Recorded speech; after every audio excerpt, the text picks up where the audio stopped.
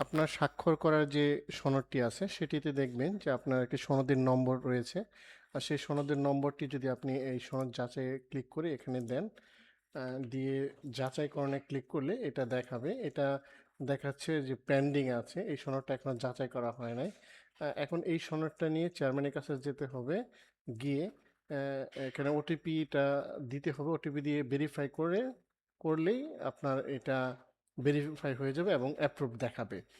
যদি কোনো কারণে ওটিপি না গিয়ে থাকে চেয়ারম্যানের এই মোবাইল নাম্বারটাতে, তাহলে ওটিপি পুনরায় পাঠানে ক্লিক করলে এখানে চেয়ারম্যানের পরিপূর্ণ নাম্বারটা চাবে, 01 সহ এখানে পরিপূর্ণ নম্বরটা দিবেন।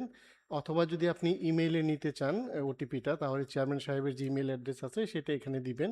দেওয়ার পরে ওটিপি পাঠানে ক্লিক করলে ওনার ইমেইলে অথবা মোবাইল নাম্বারে একটা ওটিপি চলে যাবে। সেই ওটিপিটা আপনি আবার এসে এখানে লিখবেন, লিখে ভেরিফাই করুন ক্লিক করলেই আপনার সনদটা ভেরিফাইড হয়ে যাবে। ভেরিফাইড হয়ে যাবে। ভেরিফাইড সনদটা হচ্ছে এখানে আপনি আপনার সকল তথ্য দেখতে পারবেন।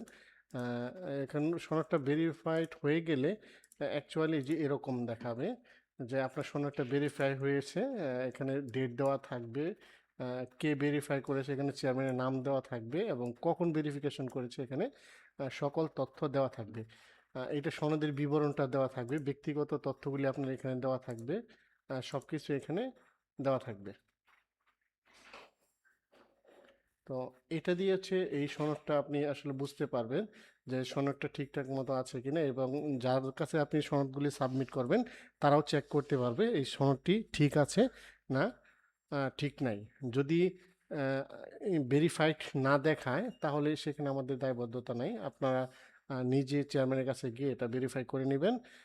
আর এছাড়া হচ্ছে চেয়ারম্যানের আইডি দিয়ে লগ ইন করেও আপনার এই আনভেরিফাইড সনদগুলি দেখতে পারবেন, এবং উনি যদি দেখে এটা অ্যাপ্রুভ করে দিতে পারে তাহলে করা যাবে, দুইভাবেই অ্যাপ্রুভ করা যাবে।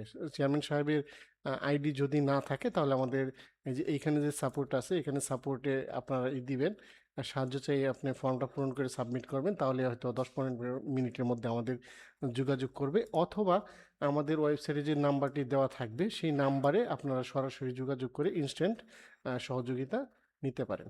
ধন্যবাদ সবাইকে।